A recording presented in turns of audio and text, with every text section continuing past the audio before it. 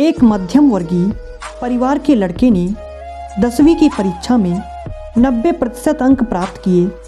पिता ने जब मार्कशीट देखकर खुशी खुशी अपनी पत्नी को कहा, सुनो, आज खीर या मीठा दलिया बना लो।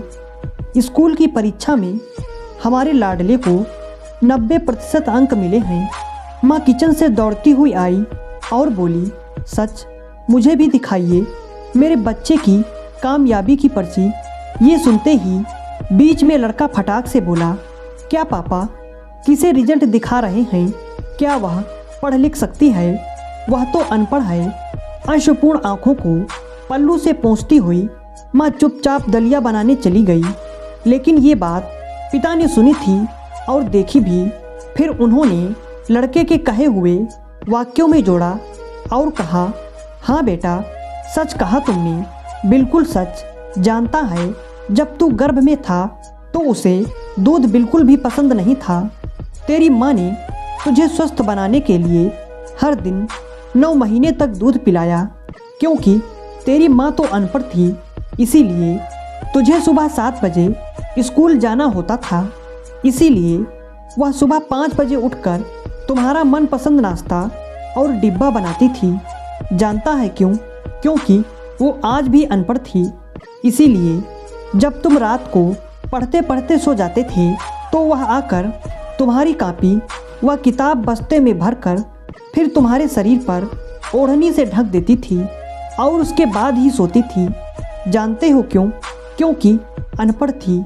इसीलिए बचपन में तुम ज़्यादातर समय बीमार रहते थे। तब वो रात रात भर जगकर सुबह जल्दी उठती थी और काम पर लग जाती थी। जानते हो क्यों? क्योंकि वो अनपढ़ थी। इसीलिए तुम्हें ब्रांडेड कपड़े लाने के लिए मेरे पीछे पड़ती थी और खुद सालों तक एक ही साड़ी में रही, क्योंकि वो सचमुच अनपढ़ थी। बेटा, पढ़े लिखे लोग पहले अपना स्वार्थ और मतलब देखते हैं, लेकिन तेरी माँ ने आज तक कभी नहीं देखा। क्योंकि अनपढ़ है, इसीलिए वो खाना बनाकर और हमें परोसकर कभी कभी खुद खाना भूल जाती थी। इसीलिए मैं गर्व से कहता हूँ कि तुम्हारी माँ अनपढ़ है।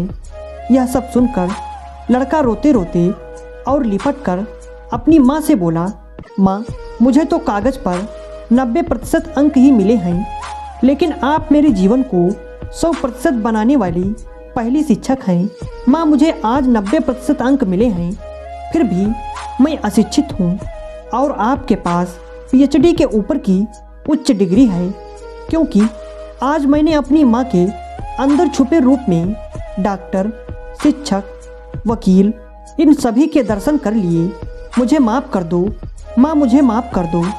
माँ ने तुरंत अपने बेटे को उठाकर सीने से लगाते हुए कहा, पगले, रोते नहीं हैं, आज तो खुशी का दिन है, चल हंस।